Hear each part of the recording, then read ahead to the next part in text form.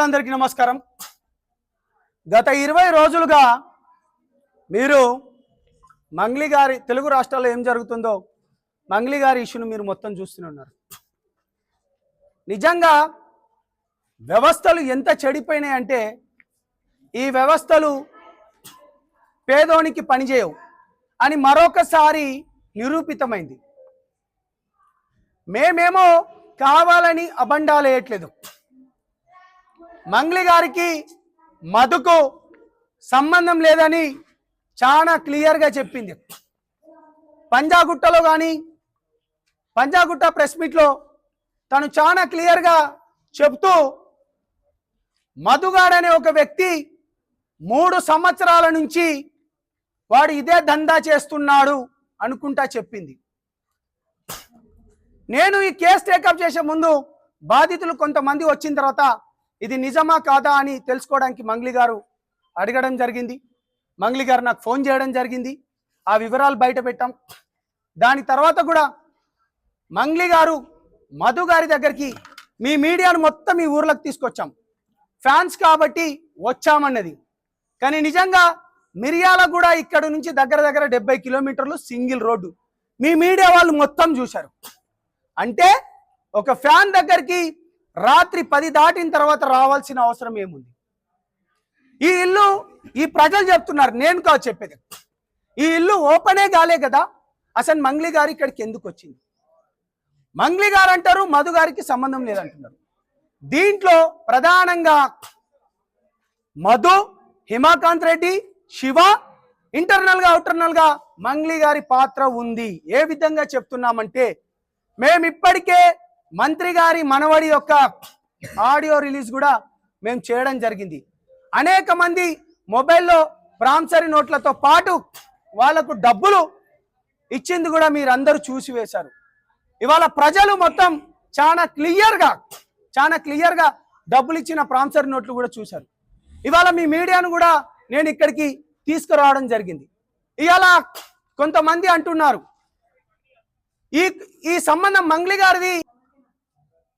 ఇవాళ చాలా మంది కేవలం మంగ్లీ గారికి ఎక్కువ మా దాంట్లో ఉన్న కొంతమంది లీడర్లు కొంతమంది అంటే డైరెక్ట్గా కానీ ఇండైరెక్ట్గా కానీ సపోర్ట్ ఇచ్చుకుంటూ పోతున్నారు. నేను ఒకటే మాట చెప్తున్నాను, ఇక్కడ దాదాపు 5గురు చనిపోవడంతో పాటు ఇవాళ కూడా ఒక వ్యక్తి చనిపోయాడు పాల్తియా తండాలో. కేవలం మంగ్లీ గారే బంజారా బిడ్డనా? ఇక్కడ ఉన్న వాళ్ళందరూ వీళ్ళంతెవరు? ఇది నేను చెప్తున్న మాట కాదు, ఇవాళ తండాల దగ్గరికి తీసుకొని వచ్చిన కొంతమంది సన్నాసులు చిల్లరగాళ్ళు డబ్బులు తీసుకున్న వాళ్ళు అంటున్నారు ఇది కోర్టు పరిధిలో ఉంది, లేకపోతే ఇది పోలీస్ స్టేషన్లో పరిధిలో ఉంది కదా, మీరెట్లా జడ్జిమెంట్లు ఇస్తారనుకుంటా మాట్లాడుతున్నారు.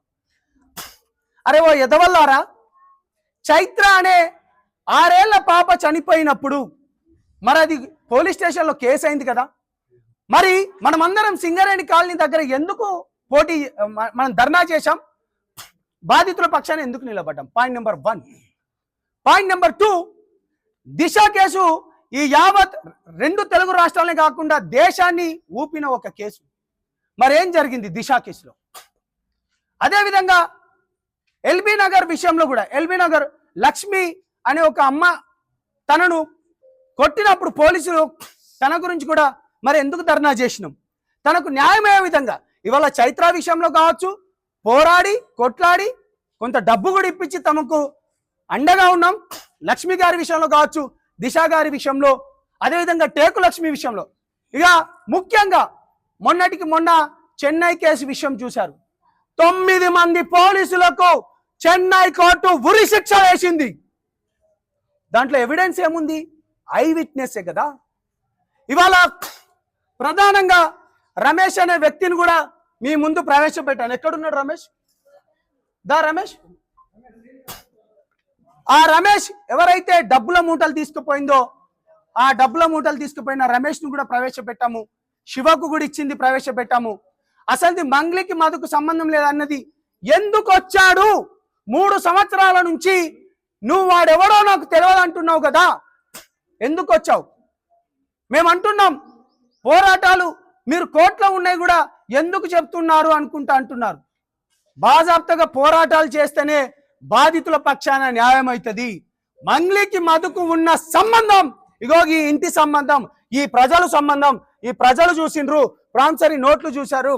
అదే విధంగా ప్రతి ఒక్కటి మినిస్టర్ ఆడియో కాల్ కూడా మేము వినిపించాం. ఇక నేను ప్రధానంగా చెప్తున్నాను, ఈ వ్యవస్థను నడిపిస్తున్న గౌరవనీయులైన రేవంత్ రెడ్డి గారికి మా తరపున, తమ్ముడు అశోక్ తరపున రఘు, అదేవిధంగా తమ్ముడు మన వినోద్, అదేవిధంగా బాధితుల తరపు నుంచి మేము ఒకటే మీకు రిక్వెస్ట్ చేస్తున్నాం. మంగ్లీ గారు మీ దగ్గరికి వచ్చి ఏదో పాటలు పాడిందనో, లేకపోతే తను సెలబ్రిటీ అనో, లేకపోతే సెంట్రల్ మినిస్టర్లతోని మంచి వాళ్ళ ప్రోగ్రాంల పాటలు పాడిందనో దయచేసి మీరు ఆ వివక్షత చూపించకండి. పేద బిడ్డలు మీకు ఓట్లేసిన వాళ్ళు, మీరు పేదల పక్షాన్ని నిలబడండి. మంగ్లీ గారు సెలబ్రిటీ కాదు. మంగ్లీ గారు తెలంగాణ ఉద్యమం నడిచేటప్పుడు మేము దగ్గర తీసుకున్న మా బిడ్డను ధూమ్ధామ్లలో చూపించినాం. మా దగ్గరకు వచ్చి ప్రోగ్రాంలు ఇవ్వమంటే భిక్షు అన్న మాకు తీసుకొని వచ్చి పరిచయం చేస్తే మేము ఇవాళ తనని మేము ఇంత పుష్ చేసిన వాళ్ళము మేము వదులుకుంటామా? వేల మంది ఒకవైపు సెలబ్రిటీ ముసుగులో ఒకవైపు ఉంటే ఇది ఎంత దారుణం. మంగ్లీ గారి పైన ఎవరో చిన్న మాట అంటేనే 3 గంటల్లో తనని మీరు తీసుకొచ్చి అరెస్ట్ చేశారు కదా. ఇవాళ ఇంతమంది కొన్ని కోట్ల రూపాయలు, 100 కోట్ల రూపాయలు వ్యవస్థలు మొత్తం మీ చేతిలోనే ఉన్నాయి. పోలీస్ డిపార్ట్మెంట్ మీ చేతిలో ఉన్నాయి. ఇప్పుడు నేను ఉదయం నుంచి రాత్రి ఎక్కడికి పోయినా కెమెరాలు కూడా మొత్తం మీ దగ్గర ఉంటాయి. మేము ఒకటే డిమాండ్ చేస్తున్నాం మా బృందం తరపు నుంచి, ఈ దోచుకున్న డబ్బులు మొత్తం ఎక్కడ పోయినవి? ఇప్పటి వరకు 5గురు చనిపోయారు, ఇంకా కొంతమంది చనిపోవడానికి కూడా సిద్ధంగా ఉన్నారు. ఈ రమేష్ ఒకసారి రండి.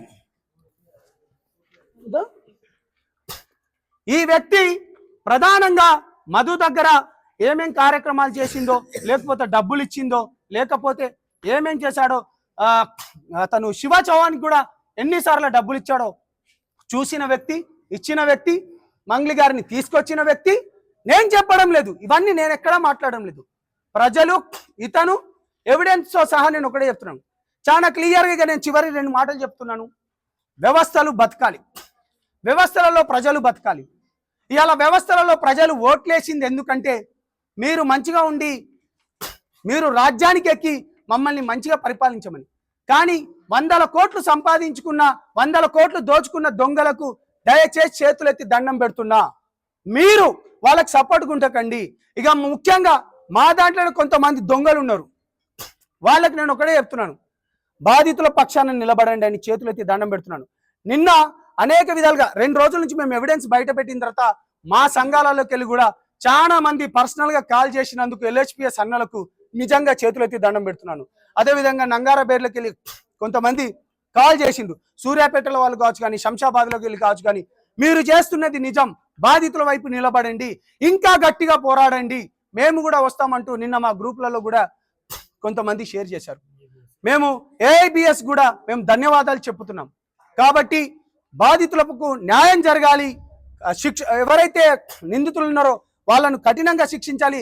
ఇక ప్రధానంగా మీ మీడియా ఛానల్ వాళ్ళందరికీ చేతులెత్తి ఒకసారి దండం పెడుతున్నాం. ఇవాళ ఈ సోషల్ మీడియా కానీ, ఈ టీవీ ఛానళ్ళు, ప్రధాన టీవీ ఛానల్ కూడా లేకపోతే ప్రజల బాధలను బయటికి తీసుకొచ్చేటివి కావు. ముఖ్యంగా మీరే చేశారు. డెఫినెట్గా చెప్తున్నాము, మీకు న్యాయం జరగాలి, మీకు న్యాయం జరగాలంటే మీ మీడియా వాళ్ళ సపోర్ట్ కూడా ఉండాలి. నిందితులను కూడా కఠినంగా శిక్షాలి. జస్టిస్ ఫర్ బాధితులని #ట్యాగ్ చేయండి. మేము బాధితుల తరపున నిలబడతామని చెప్పండి. వాళ్ళకు అండగా ఉన్నాం కాబట్టి ఇవాళ మేము అందరం ఇక్కడికి వచ్చాం. మీరు రేవంత్ రెడ్డి గారికి ట్యాగ్ చేయండి, అదేవిధంగా కిషన్ రెడ్డి గారికి ట్యాగ్ చేయండి, అదేవిధంగా పవన్ కళ్యాణ్ గారికి కూడా ట్యాగ్ చేయాలంటూ జస్టిస్, బాధితులకు న్యాయం చేయవలసిందిగా. ఈ డబ్బు మొత్తం ఎక్కడ పోయిందో బాధితులకు సత్వరమే, వ్యవస్థలు మీ చేతిలో ఉన్నాయి కాబట్టి ఆ వ్యవస్థలను ఉపయోగించుకొని బాధితులకు న్యాయం చేస్తారని తెలియజేసుకుంటూ, నేను మీ సంపత్ నాయక్, నా తమ్ముడు అశోక్ నిజాయితీ గల పరుడు, మేము బాజాప్తగా చెప్తున్నాం. ఇటువంటి బిడ్డలను ముందుకు తీసుకొస్తాం. రఘు గారు కావచ్చు, వినోద్ గారు కావచ్చు, లేకపోతే మా సిస్టర్ ప్రత్యూష గారు కావచ్చు, లేకపోతే మేము బాధితులను కూడా ప్రవేశపెట్టాం కాబట్టి మీ సపోర్ట్ మాకు కావాలి. వ్యవస్థలు కూడా పేద బిడ్డల పక్షాన ఉండాలని తెలియజేసుకుంటూ, దీని గురించి రానున్న కాలంలో సిబిఐ దగ్గర కూడా మేము పోతున్నాం, డెఫినెట్ గా చెప్తున్నాం. సిబిఐ వాళ్ళకు కూడా పూర్తి కంప్లైంట్ కూడా ఇవ్వబోతున్నాం. అదే విధంగా గవర్నర్ గారిని కూడా కలవబోతున్నాం.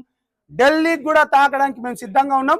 ఇప్పటికైనా కళ్ళు తెరవండి, నిజాలు బయటికి రండి. ఓపెన్ కాని ఇంటికి ఎందుకు వచ్చింది మంగ్లీ అని నేను చాలా క్లియర్ గా అడుగుతున్నాను. థ్యాంక్ యూ మిత్రులారా, నేను మీ సంపత్ నాయక్.